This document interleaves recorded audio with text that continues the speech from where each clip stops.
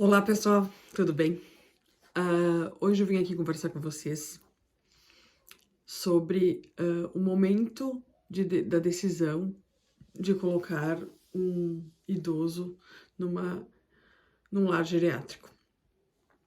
A gente sabe que não é uma decisão fácil, a gente acompanha a vinda dos idosos até o nosso lar. E a gente vê que os filhos vêm assim com o coração na mão, muitos choram, muitos têm medo. E claro, existe muito preconceito em relação a lares de idosos ainda, né? Uma questão cultural que, devido aos antigos asilos que eram conhecidos como depósito de velhos, né? E isso criou-se uma imagem muito ruim das nossas instituições. O que, graças a Deus, mudou muito. Agora os lares são equipados com os melhores profissionais, muito próximos da casa das pessoas, com bastante atividades, com bastante aconchego, com bastante amor, graças a Deus, né? Então, muitas pessoas me falam também assim, oh meu Deus, aquele lá com 10 filhos vai colocar num lar de idosos. Por que não cuidam? Uma mãe cuida de 10 filhos e 10 filhos não cuidam de um pai ou de uma mãe.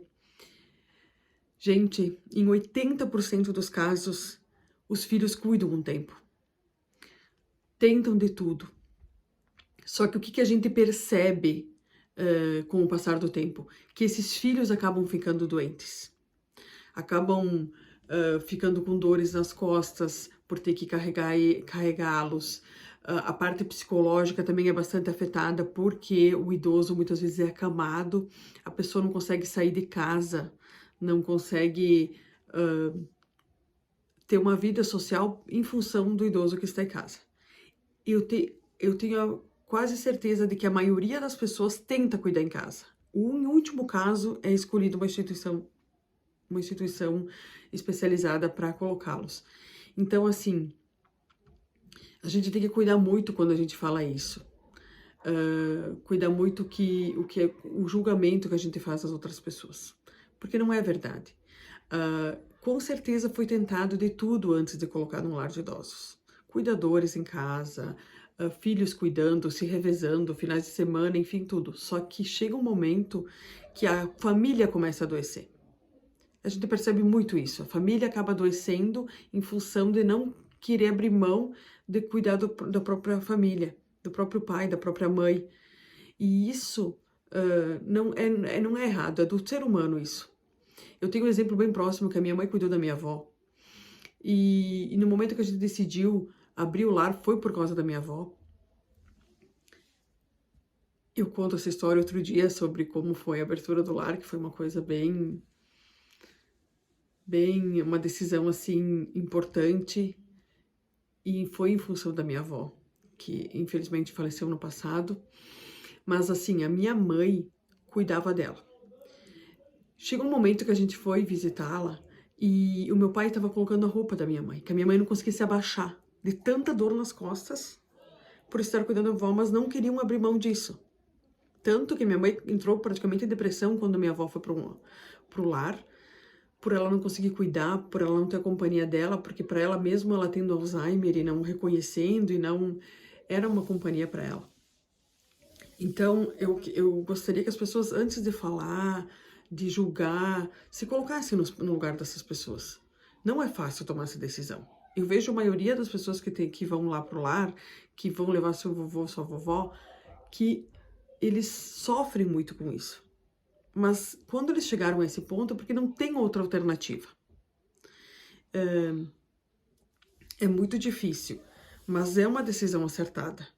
Porque quando eles tomam essa decisão, eles estão pensando no bem-estar do idoso também.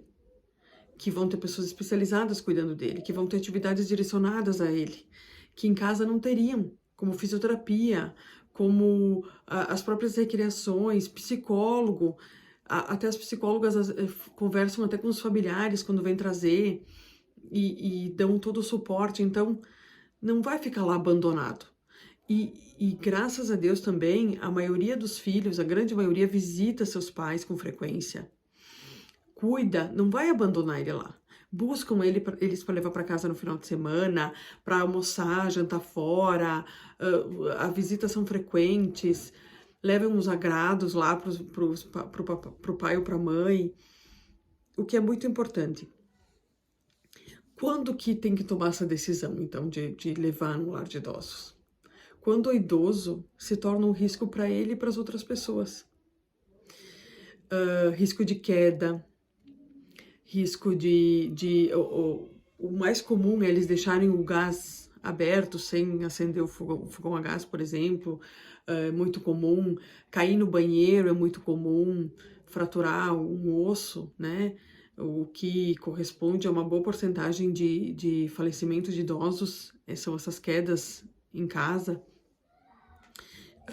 Ou saem de casa, não lembram onde é que estão, começa com demência e acaba